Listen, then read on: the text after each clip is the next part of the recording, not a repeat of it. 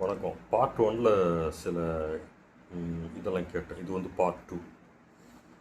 இப்போ பார்ட் 2ல் என்னென்னா, இப்போது நீங்கள் சுற்றிலாம் பார்த்துட்டீங்க. மணல் கொள்ளை நடந்தது, ஒரு பக்கம் கல்குவாரி மணலை நொறுக்கிறான். இதெல்லாம் ஜென்சி டீமுக்கு ஏன் எதுவுமே கேட்க மாட்டீங்களா? உங்களுக்கு என்ன வேண்டும்? முதல்ல அது தெளிவாக யாருமே பேச மாட்டீங்களே. முன்னாடி ஆட்சி இப்படி பண்ணிச்சு, இந்த ஆட்சி இப்படி பண்ணிச்சு, ஊழல்ன்றது வந்து தடுக்கக்கூடியது தான், தடுக்க வேண்டியது தான். அதில் எந்த மாற்று கருத்தும் இல்லை. ஆனால் உன்னை சுற்றி நடக்கிற ஊழலுக்கு நீயே துணை நிற்கிறியா? அதுக்கு அதை பேச மாட்டிய. நீ நாசுக்காக அதை கடந்து போறிய.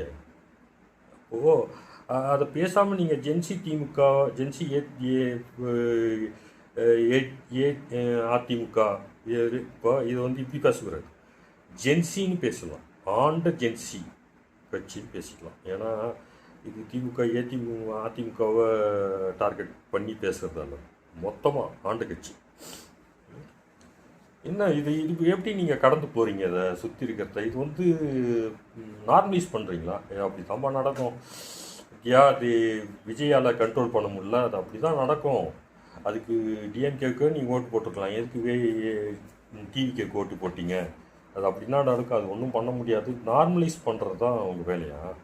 ஜென்சி ஆண்ட ஜென்சிக்கு கேட்குறேன். அப்புறம் என்ன மாற்றம் தான் நீங்கள் ஏற்படுத்துவீங்க? உங்களுக்கு வேலை வாய்ப்பு தான் முக்கிய டார்கெட்டா? முதல்ல சொல்லுங்கள். வேலை வாய்ப்பு தான். இப்போது ரேஷனில் அரிசி போடுறீங்க, சாப்பிட முடியுமா? அது எப்படி கடையில் இருக்கிற அரிசி மட்டும் நல்லா பளபளன்னு அழகாக இருக்குது, நீங்கள் ரேஷன் கடைக்கு வர அரிசி மட்டும் எப்படி பூத்து போகுது? என்ன என்ன என்ன காரணம்? ஓஸில் போடுறதால பஸ்ஸில் போகிறதானே எப்படி ஒன்றா போடலான்ற மைண்ட் செட்டப்பில் இருக்கீங்களா? எப்படி அந்த கட்டமைப்பு ஏன் இது வரைக்கும் சரி பண்ணல? அந்த மாற்றம் தான் இப்போது தேவைப்படுது. அதனால தான் அவனும் மாற்றம்னு ஒரு புது கட்சி தொடங்கிட்டு வரான்.